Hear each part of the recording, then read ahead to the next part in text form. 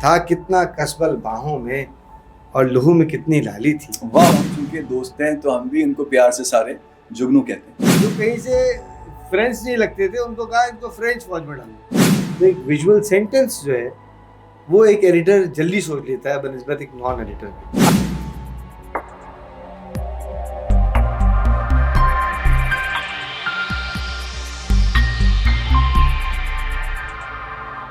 بسم اللہ الرحمن الرحیم. اللہ کے نام کے ساتھ جو بڑا مہربان اور نہایت رحم کرنے والا ہے. ناظرین و سامعین، میں علی افضل خان ایک بار پھر آپ کی خدمت میں حاضر.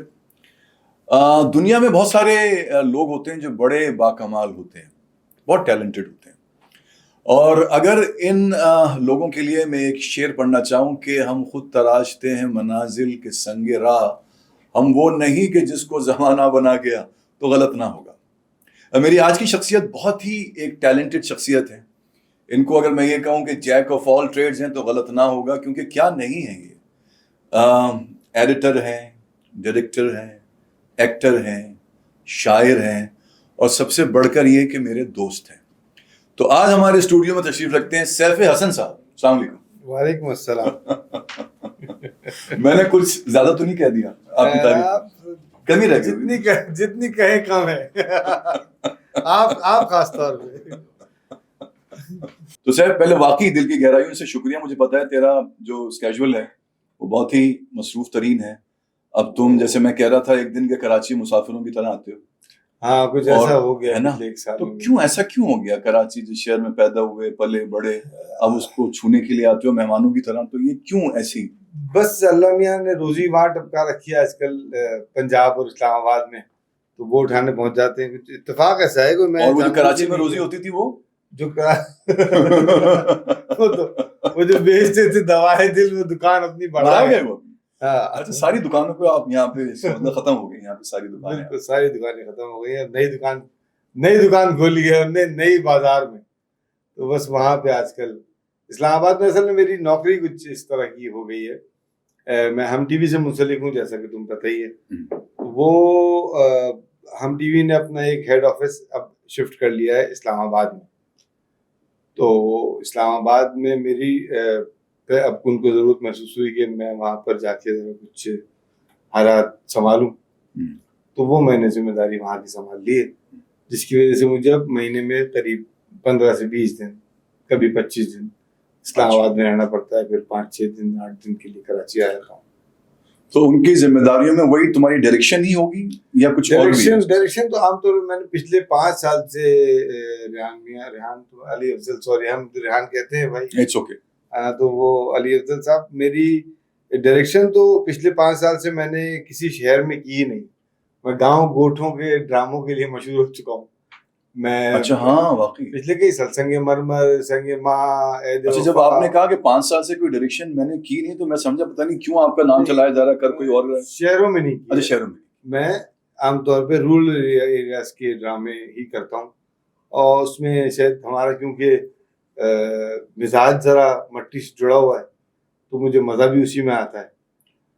اور کچھ ایک مرتبہ چھاپ لگ جاتی ہے آپ کو، تو مجھے اب ڈرامے بھی وہی دیے جاتے ہیں جو گاؤں گوٹھ میں ہوتے ہیں. پہاڑوں میں کیے سنگ مرمر اور سنگ ماں، پہاڑوں میں کیے. سمی میں نے ساؤتھ پنجاب میں کیا. عہد وفا پورے ملک میں پھیلا ہوا تھا. تو اس لیے اب یہی ہے کہ شہروں سے ذرا دور دور رہتے ہیں. ہاں نہیں، وہ تو بالکل صحیح ہے. اور لیکن ڈرامے آپ کے، اچھا پہلے تو ہم پوچھتے ہیں کہ شروع سے شروع کرتے ہیں نا، کہ ہمیں تو بچپن میں یاد ہے، لڑکپن میں بھی دیکھا آپ کو. سب سے پہلے تمہیں دیکھا ایز اے ٹیچر، ہم نے دیکھا ایک اسکول میں، یہاں پہ کسی پرائیویٹ اسکول میں ایز اے ٹیچر دیکھا. تو یہ اداکاری کا یا ڈائریکشن کا یا یہ اس کا میڈیا میں آنے کا، ڈرامہ انڈسٹری میں آنے کا شوق پیدا کیسے ہوا؟ تو ٹھیک ہے مجھے دیکھ کے ہوا ہوگا شاید، لیکن یہ کہ اس سے پہلے کیسے؟ اچھا، ہم تو سب سے پہلے ہمارے درمیان سب سے پہلا اداکار تو علی افضل صاحب ہی تھے. ہمارے سب دوستوں کا ایک گروپ تھا، جس گروپ میں ایک علی افضل تھے جو کہ اداکار ہوا کرتے تھے. اور میں نے پہلی بار جو اسٹوڈیوز دیکھا وہ تمہارے پاس میں آیا تھا، فہیم برنی کے اسٹوڈیو فاروق روڈ پہ. ہاں ایپریکاٹ. پہلی بار ایپریکاٹ میں پہلا اسٹوڈیو میں نے جو قدم سیڑھیاں چڑھی وہ اس کی تھی. پہلی بار جب ٹی وی سینٹر میں داخل ہوا تو وہ آپ کی وجہ سے، آپ حیدر امام رضوی صاحب کا وہ ڈرامہ کر رہے تھے، اور آپ نے مجھے ایک ذمہ داری لگائی تھی کہ میرا فون، وہ زمانے میں سم وغیرہ والے فون نہیں تھے، تو انسٹا کا فون تھا، وہ آپ کے فون میں نمبر آن کروا کے بورڈ بیسن سے، اور مجھے وہ پہنچانا تھا ٹی وی اسٹیشن. تو اس وقت میں پہلی بار اسٹیشن کے اندر گیا تھا. تو یہ تو دونوں شعر آپ کے سر پہ. شوق مجھے کیسے پیدا ہوا؟ بنیادی طور پر شوق سے پہلے میں جب اسکول میں پڑھایا کرتا تھا تو وہاں پہ ایک ان کی ڈرامہ سوسائٹی تھی جس میں آگے تھا ڈرامے کروانے میں. اچھا، ڈرامے آپ نے اسکول سے شروع کر دیے تھے؟ مطلب ڈرامے کرنا وہ تو میں اپنے اسکول سے بھی کرتا تھا، ایلوکیوشن، ڈرامہ، اس سب میں آگے تھا. پھر جب میں اسکول میں پڑھانے گیا تو وہاں پہ مجھے ان بچوں کو وہ کروانے میں بڑا مزہ آتا تھا. تو ہمارے ایک دوست ہیں جو ہمارے ساتھ پڑھاتے تھے، خرم علی شفیق صاحب، اچھے مصنف ہیں. وہ زمانے میں ایک ڈرامہ لکھ رہے تھے خالد احمد صاحب کے لیے، اور ان کو خالد احمد صاحب کو ڈیفینس میں رہتے تھے، ان کے پاس جانا ہوتا تھا. میرے پاس ایک پرانی سی گاڑی تھی، آپ کو یاد ہوگا، ڈیکسن چیری. اور مجھے ان کو پتہ تھا میں ٹیوشن پڑھانے کے لیے اسکول کے بعد ڈیفینس لفٹنگ کی طرف جاتا تھا. انہوں نے کہا تھا مجھے چھوڑ دو ذرا، تو میں کہا چلے ٹھیک ہے چھوڑ دوں گا. تو میں ان کو لے کر نکلا، راستے میں گاڑی پنکچر ہو گئی اور ہم کہیں پہ صدر میں کھڑے ہوئے پنکچر بنوا رہے تھے. تو انہوں نے کہا یار تم بڑے ڈرامے کرتے ہو، میں آج دیکھ رہا تھا تم بچوں کو پریکٹس کروائے تو تم تھیٹر کیوں نہیں کرتے؟ مجھے پتہ نہیں کہاں ہوتا ہے تھیٹر، کیسے ہوتا ہے. تو کہنے کا اچھا ایسا کرو تم آج چھٹی کر سکتے ہو اپنی ٹیوشن کی. میں نے کہا کر لوں گا. میں تو میرے ساتھ چلو خالد احمد صاحب، وہ تھیٹر کا ایک ادارہ چلاتے ہیں اور ان سے ملواتا ہوں تمہیں. میں چلا گیا ان کے پاس، خالد صاحب سے میری پہلی ملاقات ہوئی اور اس پہلے دن ہی انہوں نے مجھ سے پوچھا اچھا کیا کرنا چاہتے ہیں. میں نے کہا جی تھیٹر، مجھے نہیں پتا تھیٹر ہوتا کیا ہے. انہوں نے مجھے پڑھنے کے لیے دیا، شاعری واعری پڑھنے کے ہم شوقین تھے تو پڑھنا ہمیں آتا تھا. تو وہ ہم نے پڑھ دیا. اسی دن مجھے ایک رول مل گیا. خالد صاحب ایک ڈرامہ کیا کرتے تھے صفدر ہاشمی کا، جو اس کا نام تھا عورت، وہ ہونے جا رہا تھا مری میں. اور خالد صاحب کیونکہ یہاں پہ کسی شوٹنگ میں بزی تھے اور وہ نہیں جا پا رہے تھے، تو ان کو اپنا سبسٹیٹیوٹ چاہیے تھا. راوی کا کردار ہے، عام طور پہ تھیٹر میں راوی کا کردار ہوتا ہے جو کہانی بڑھاتا ہے یا پلے چلاتا ہے، نیریٹ کرتا ہے. تو اس راوی کا کردار میں نے ادا کیا. بس وہاں سے کہانی ایسی شروع ہوئی کہ پھر میں ابھی کچھ 5-6 سال پہلے تک میں ریگولر تھیٹر کرتا رہا. اب ذرا عمر زیادہ نہیں دیتی، کچھ مصروفیات زیادہ نہیں دیتی، ورنہ تھیٹر میں جتنا مزہ ہے وہ باقی چیزوں میں نہیں. نہیں، یہ تو ہمیں پتا ہے دوستوں کو کہ تم نے بہت ریگولرلی تھیٹر کیا ہے. بالکل. اور بہت ہی جسے کہتے ہیں ریلیجیسلی کیا ہے، اور بڑا کمال تھیٹر کیا ہے سیف حسن نے. جیسے انہوں نے میرا نام لیا ابھی، ریحان، تو ہم چونکہ دوست ہیں تو ہم بھی ان کو پیار سے سارے جگنو کہتے ہیں. اور ہم نے یہ نام ان کے والد کے منہ سے سنا، ایکچولی ان کو پکارتے ہوئے سنا جگنو. تو اس لیے وہ ایسے اتنے پیار سے جگنو نہیں کہتے تھے. ہاں، وہ تو چلاتے تھے جگنو، آواز محلے بھر میں گونجتی تھی. اللہ نے غریب. اس لیے یہ اکثر ہم سے رات کو ملتے ہیں، کیونکہ دن میں ہم ان کو پرکھنے کی ضد نہیں کرتے، بیکاز یہ رات کو ہی چمکتے دمکتے ہیں. اچھا سیف، آپ کو اللہ نے بڑی کامیابیاں دی ماشاء اللہ. الحمدللہ. ٹھیک ہے، ایز این ایکٹر بھی آپ ایک ورسٹائل ایکٹر ہو ماشاء اللہ، اچھی ایکٹنگ کرتے ہو، اور اپنے کردار سے کم از کم، یعنی جسے کہتے ہیں نا کردار کو نبھاتے ہو آپ، یہ بڑی اچھی بات ہے. بہت کم ایکٹرز ایسے ہیں کہ جو اپنے کردار کو نبھا پاتے ہیں، ورنہ ان کی اپنی پرسنالٹی ہی جھلک رہی ہوتی ہے، بلکہ چھلک رہی ہوتی ہے کہنا زیادہ مناسب ہے، اور وہ اس خول سے باہر نہیں نکل پاتے. لیکن یہ I think he is one of those rare actors جو پوری طرح سے اپنے کیریکٹر کے اندر ماشاء اللہ یہ جسے کہتے ہیں نبھاتے ہیں اس کو. اور ایز اے ڈائریکٹر تو ان کو ابھی آئی گیس آپ کو جو ابھی ایوارڈ مل رہا ہے لکس اسٹائل ایوارڈ، تو جس کے لیے ہم دوستوں نے بھی دعائیں کی تھی.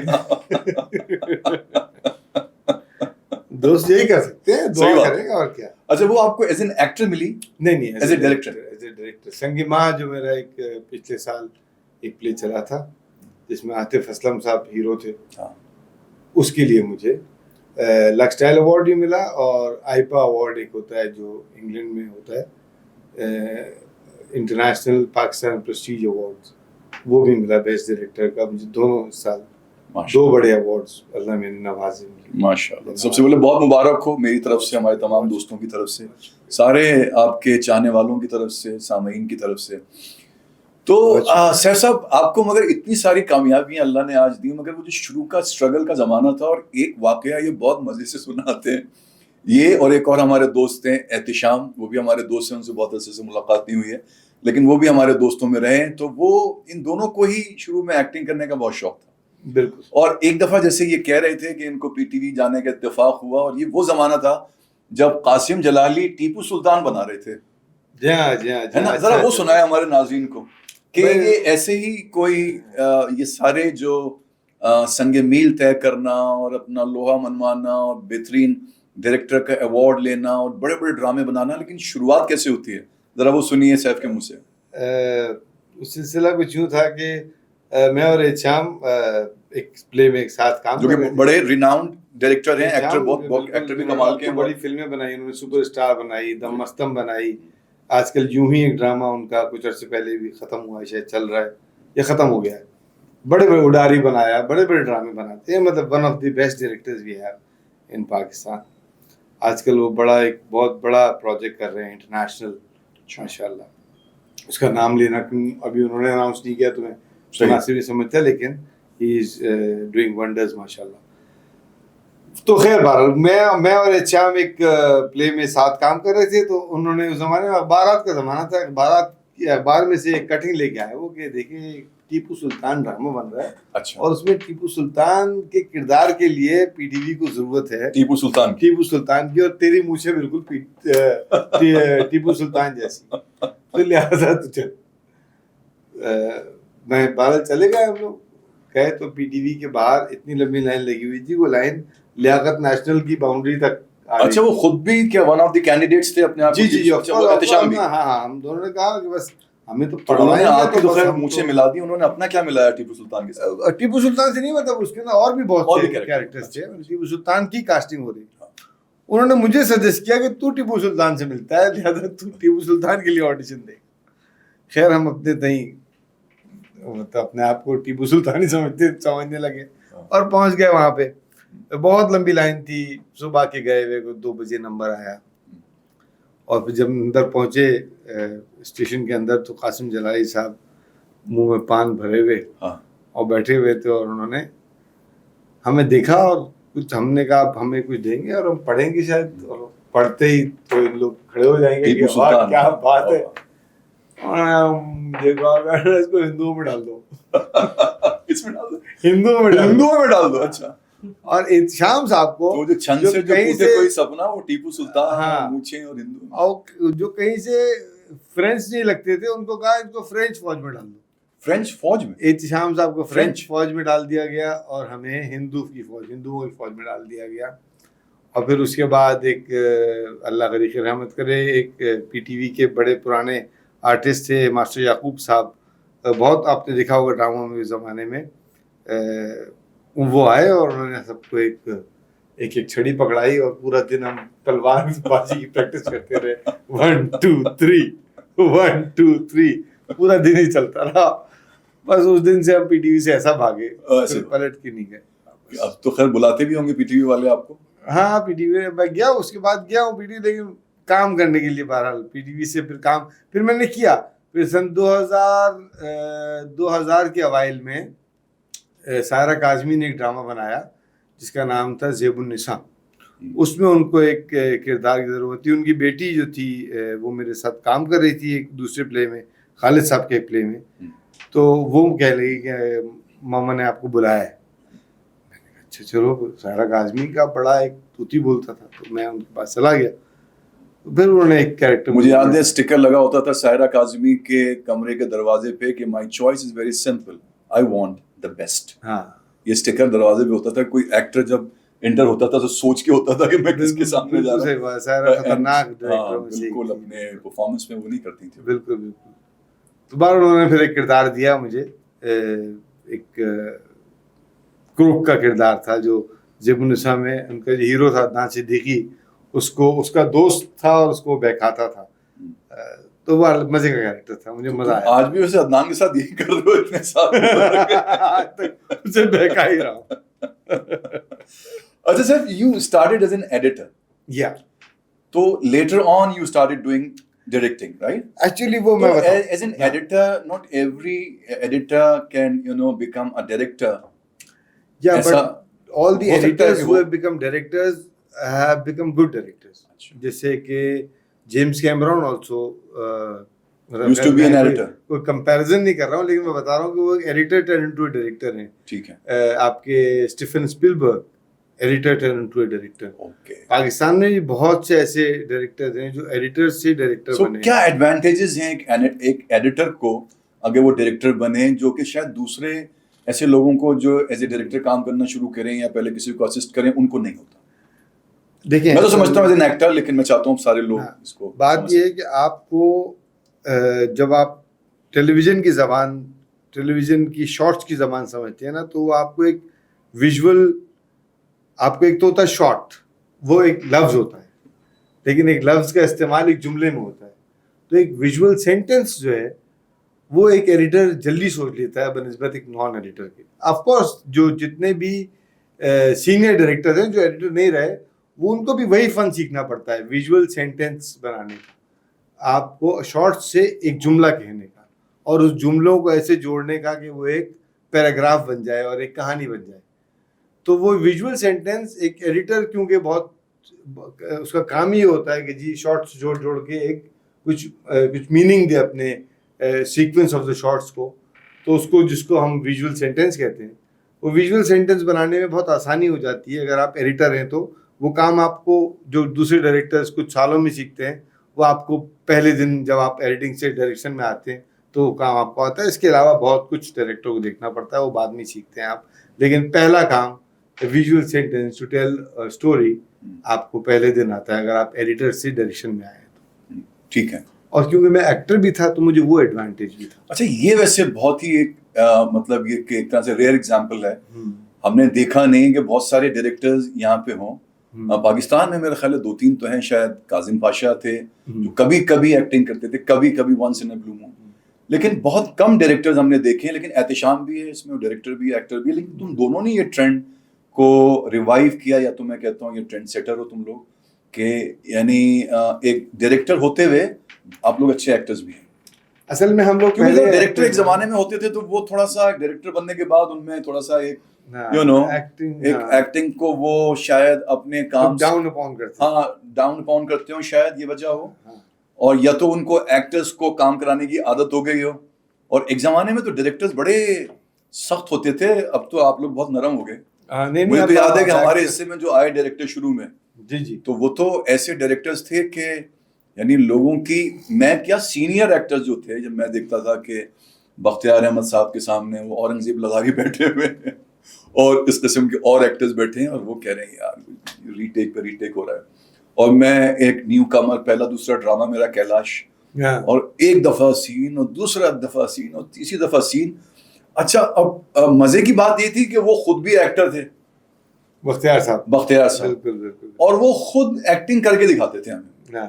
یعنی کوئی سین ہو نا تو ان کو فوراً دیکھو تم اس کو ایسے کرو, یہاں سے کھڑے ہو, یوں کرو. اچھا, ہمیں سچی بات ہے بعد میں پتہ چلا, اس وقت تو ہم بالکل ان کی بات کو فالو کرتے تھے کہ وہ سب ایکٹرز تو آپ کی ایکٹنگ نہیں کر سکتے نا. ایز اے ڈائریکٹر آپ کا یہ کام تو نہیں ہے کہ آپ خود ڈائریکشن ایکٹنگ کر کے دکھاؤ. تو وہ اور مشکل ہو جاتا تھا.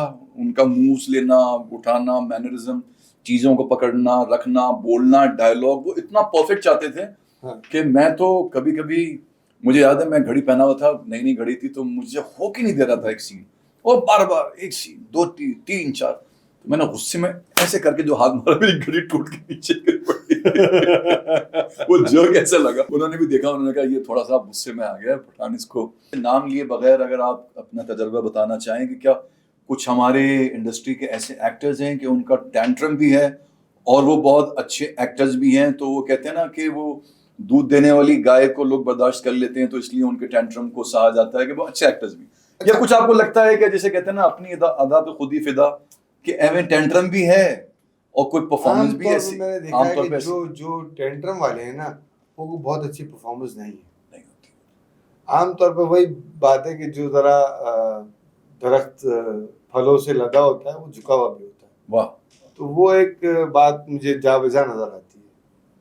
تو اگر کوئی ایسے ہیں کہ جو بہت اچھے اداکار ہیں تو کوئی شاذ و نادر ہی ایسا ہوگا کہ وہ کوئی ٹینٹرم تھرو کرتا ہو, انلیس کہ آپ کوئی ایسا پروڈیوسر اس کو بیچارے کو مل جائے جو اس کو اس کا مطلب جو ڈیو رسپیکٹ ہے وہی دینے میں ناکام رہے, یا جو اس کو ملنا چاہیے سیٹ کے اوپر وہ بیسک جو نیسیسٹیز ہے وہی نہ مل رہی ہوں, تو پھر وہ کبھی نہ کبھی غصہ کر سکتا ہے. لیکن عام طور پہ ایسا نہیں ہے. جو ذرا جو بھرے ہوئے لوگ ہیں ان کا بھاری پن نظر آتا ہے ان کی طبیعت سے. کیسا لگتا ہے آج اپنے آپ کو اتنا ماشاءاللہ کامیاب آپ دیکھتے ہیں, اچھے کامیاب اداکار ہیں, ڈائریکٹر ہیں, ایوارڈز آپ کو مل رہے ہیں, تو how do you feel about these successes? I just feel grateful. الحمدللہ صرف اللہ کا شکر ادا کرتا ہوں. میں اپنے آپ کو کچھ بھی نہ میں اچھا ڈائریکٹر سمجھتا ہوں نہ میں اچھا اداکار سمجھتا ہوں. میں بس کوشش کرتا رہتا ہوں اور محنتی ہوں, بس اتنا مجھے پتا ہے. اللہ مجھے یہ بھی اللہ کا احسان ہے کہ مجھے اللہ میں نے محنت کی ایک توفیق دی ہے کہ میں محنت کر لیتا ہوں. تو بس اللہ نے شاید اس کا, اور میں نے یہ بھی دیکھا ہے کہ most of the times Rehan صاحب hard work overcomes talent. True ہے نا. اگر آپ ہارڈ ورکنگ ہیں تو آپ اگر تھوڑے کم ٹیلنٹڈ بھی ہیں تو بھی آپ بڑے بڑے ٹیلنٹڈ لوگوں کو پیچھے چھوڑ دیں گے اگر آپ ہارڈ ورکنگ ہیں. اگر آپ بہت ٹیلنٹڈ ہیں اور آپ کے اندر محنت کرنے کی کاہلی ہے تو پھر آپ پڑے رہ جائیں گے, اور آپ پھر کسی کے سہارے ہوتے ہیں آپ کہ اگر کوئی بلا لے تو ٹھیک ہے, ورنہ پھر آپ پیچھے رہ جاتے ہیں. یہ دونوں طرح کی مثالیں آپ کے پاس موجود ہیں. اچھا, یہ تو ہو نہیں سکتا کہ آپ آئیں اور آپ چونکہ خود بھی شاعر ہیں کچھ نہ کچھ کہتے رہتے ہیں, کچھ اپنا پہلے تو کچھ اپنا تھوڑا سا کچھ اپنا یاد ہو, جتنا ہو اپنا تو مجھے کچھ شاید ہی یاد. آپ لوگ یعنی کم لوگ شاید جانتے ہوں, کیونکہ ہم تو جانتے ہیں ایز اے فرینڈ کے سیف ایک اچھے پوئٹ بھی ہیں, کیونکہ لٹریچر ہمیں بھی ان سے سیکھنے کا موقع ملتا ہے. سچی بات ہے, کبھی کبھی چیزیں سمجھنے میں, اور لٹریچر اردو لٹریچر خاص طور پہ کہ اس کی باریکی کو جاننے کے لیے, وہ لفظ کا پروننسیشن صحیح کرنے کے لیے ہم ان سے پوچھتے رہتے ہیں ایز اے فرینڈ.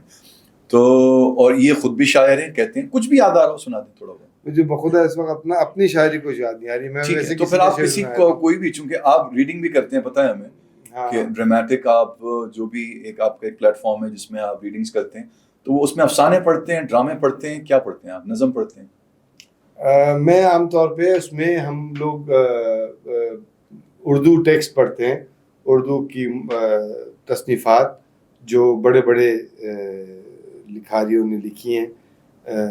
منٹو بھی پڑھا ہم نے, قرۃ العین حیدر, عصمت چغتائی, بہت بہت بہت لوگوں کو پڑھا ہم نے.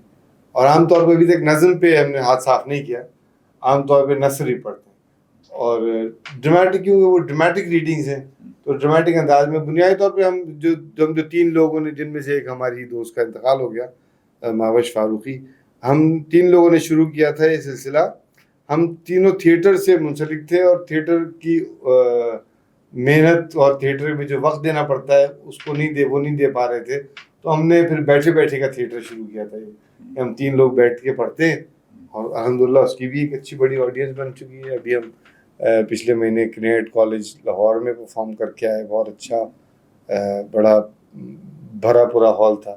ہاں وہ تو بتایا آپ نے واقعہ, وہاں پہ تو بڑی آپ کی ڈسکوریز بھی رہی, وہاں پہ خاصی چیزیں آپ کی ماشاءاللہ زبردست. اور سب سے اچھا میرا خیال ہے آپ کا ٹور یہی والا تھا جو اب تک کی جتنی بھی ڈراماٹک آپ کے وزٹس ہوئے اس میں the last one was the great. It was a good one. It was a good one. اچھا, تو پھر کوئی کسی اور کا کوئی کلام تھوڑا بہت کوشش کرتا. میں ویسے اسی پلیٹ فارم سے گاہے بگاہے خود بھی کچھ شاعروں کا کلام پڑھنے کی کوشش کرتا رہتا ہوں. میں چاہتا ہوں آپ بھی کچھ نہ کچھ کلام پڑھا. میں نے ابھی ایک فیض صاحب کی ایک نظم ریکارڈ کرائی ہے اور ترنم سے ریکارڈ کرائی ہے. ترنم تو خیر میں آپ کو فارورڈ کروں گا. علی افضل صاحب کا ترنم ماشاءاللہ بہت اچھا ہے. بڑے بڑے گاہک نہیں ملا ویسے, بڑے بڑے گائکوں سے بہتر گاتے ہیں آپ ماشاءاللہ, اور بڑے ہی سر میں میں تو وہ یہ جسارت نہیں کر سکتا. میں آپ کو ویسے ہی سناتا ہوں. جی فیض صاحب کا ذکر کیا آپ نے, فیض صاحب کی کچھ ہاں ایک چند اشعار. جب دکھ کی ندیاں میں ہم نے جیون کی ناؤ ڈالی تھی, تھا کتنا کسبل باہوں میں اور لہو میں کتنی لالی تھی. واہ واہ. یوں لگتا تھا دو ہاتھ لگے اور ناؤ پورم پار لگی. ہاں ایسا نہ ہوا ہر دھارے میں کچھ اندیکھی مجدھاریں تھیں, کچھ مانجھی تھے انجان بہت, کچھ بے پر کی پتواریں تھیں. ہاں. اب جتنے چاہو چھان کرو, اب جس پہ چاہو دوش دھرو, ندیاں تو وہی ہے ناؤ وہی, اب تم ہی کہو کیا کرنا ہے, اب کیسے پار اترنا ہے. واہ تو واہ. یہ ملک کے اوپر اس سے اچھی نظم مجھے نہیں ملتی. واہ واہ. اس کا ایک اور بند بھی ہے اگر آپ کہیں تو وہ ہاں ضرور ضرور. وہ ہے کہ جب اپنی چھاتی میں ہم نے اس دیش کے گھاؤ دیکھے تھے, تھا ویدوں پر وشواس بہت اور یاد بہت سے نسخے تھے. ہاں واہ واہ. جب اپنی چھاتی میں ہم نے اس دیش کے گھاؤ دیکھے تھے, تھا ویدوں پر وشواس بہت اور یاد بہت سے نسخے تھے. یوں لگتا تھا بس 2 دن میں ساری بپتا کٹ جائے گی. ایسا نہ ہوا کہ زخم اپنے کچھ اتنے ڈھیر پرانے تھے, وید ان کی ٹوہ کو پا نہ سکے اور ٹوٹ کے سب بیکار گئے. واہ واہ. اب جتنے چاہو چھان کرو, ہاں. اب جس پہ چاہو دھوش دھرو, واہ واہ. چھاتی تو وہی ہے گھاؤ وہی, اب تم ہی کہو کیا کرنا ہے, یہ گھاؤ کیسے بھرنا ہے. واہ واہ. کیا بات کیا بات. سیف بہت شکریہ آپ کا, آپ تشریف لائے پروگرام میں. آپ کا شکریہ, آپ نے بلایا. اور میں چاہتا ہوں کہ آگے بھی انشاءاللہ جب تمہیں ٹائم ملے تم آؤ ہمارے پروگرام میں. ایسی مجھے بڑی خوشی ہوگی. ضرور. تو یہ تھے سیف حسن اور میرے دوست جگنو, جن کو ہم پیار سے جگنو کہتے ہیں. تو ناظرین و سامعین, انشاءاللہ پھر کبھی کسی اور پروگرام میں کسی اور شخصیت کے ساتھ آپ سے ملاقات ہوگی. تب تک کے لیے اپنا بہت خیال رکھیے گا. فی امان اللہ.